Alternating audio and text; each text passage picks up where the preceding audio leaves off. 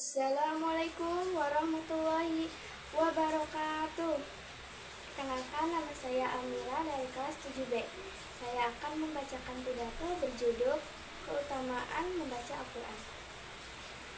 Alhamdulillahirrabbilalamin wa bihi nasta'in wa ala umuri dunya wa din wassalatu wassalamu ala sayyidil mursalin wa ala ashabihi ajma'in amma ba'du.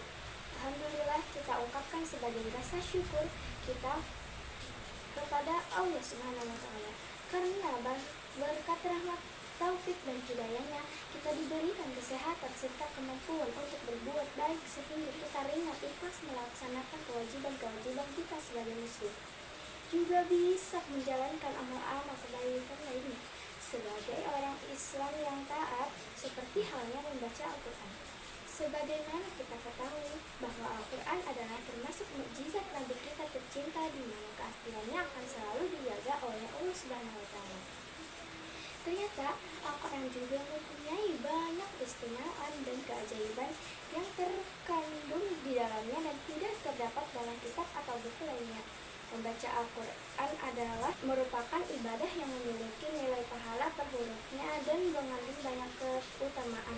Di antara keutamaan membaca Al-Quran adalah sebagai berikut. Keutamaan pertama yaitu agar kita mendapatkan petunjuk dan rahmat dari Allah Subhanahu wa Ta'ala. Sebagaimana firman Allah dalam Al-Quran, A'udzubillahi minasyaitonirrajim. Bismillahirrahmanirrahim. Wa innahu lahudan wa rahmatul mu'minin. Yang artinya, dan sesungguhnya Al-Quran itu benar-benar menjadi petunjuk dan rahmat bagi orang-orang beriman.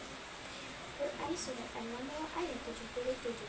Dengan membaca Al-Quran, kita akan diberi petunjuk dalam setiap urusan kita sehari-hari, baik urusan bergaul dengan manusia, urusan keluarga, urusan berusaha atau bekerja, urusan mempergunakan harta, bahkan hutang piutang pun Allah tunjukkan semuanya melalui Al-Quran.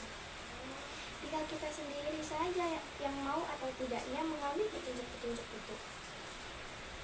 Kalau saja kita mau, maka hidayah dan rahmat Allah akan diturunkan kepada kita, baik berupa kemudahan-kemudahan di dalam urusan dunia, di dalam urusan keakhiratan.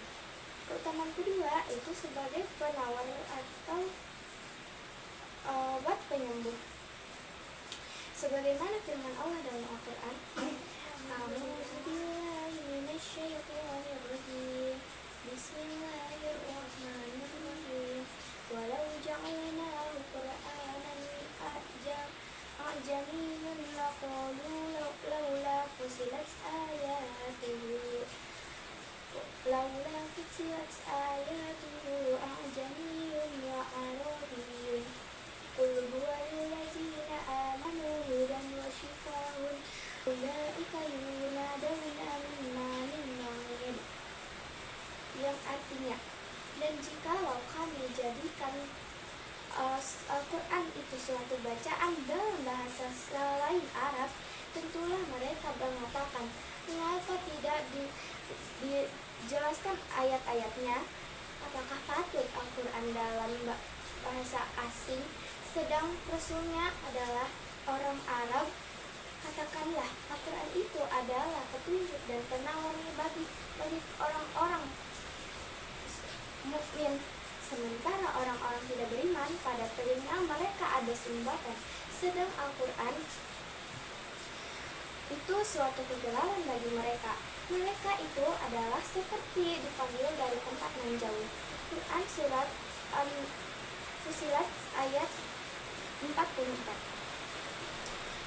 Bagi orang beriman, Al-Quran itu adalah sebagai petunjuk atau penawar hati. Dengan kata lain, apabila seorang mukmin betul-betul menjalankan petunjuk Al-Quran, maka ia akan menemukan obat penawar hati pelipur lara dalam setiap permasalahan yang tengah ia hadapi. Kita lagi galau, kita baca Al-Quran. Kita lagi kena musibah, segeralah baca Al-Quran. Kita lagi sakit, solusinya tetap baca atau dibacakan Al-Quran. Bagi orang beriman, ayat-ayat Al-Quran dapat bereaksi sebagai penawar atau obat atau solusi, baik secara langsung atau tidak langsung ataupun berangsur. Misalnya, berkah membaca Al-Quran, pikiran kita menjadi tenang, masalah atau penyakit kita akan selalu menghilang atau sembuh. Jika Allah menghendaki, maka tidak akan ada satu hal yang tidak mungkin sebagai petunjuk dalam setiap langkah kita. Oleh karena itu, marilah kita jadikan Al-Quran sebagai petunjuk dalam setiap langkah kita, sebagai penawar hati sekaligus solusi dalam setiap masalah, juga sebagai obat penyembuh dan setiap penyakit yang menimpa diri kita atau orang-orang sekitar kita. Bacalah Al-Quran setiap harinya, terutama saat menghadapi masalah atau tertimpa musibah atau terkena penyakit. Sekian pidato dari saya. Mohon maaf bila ada kekurangan. Wabillahi taufiq wal hidayah. Wassalamualaikum warahmatullahi wabarakatuh.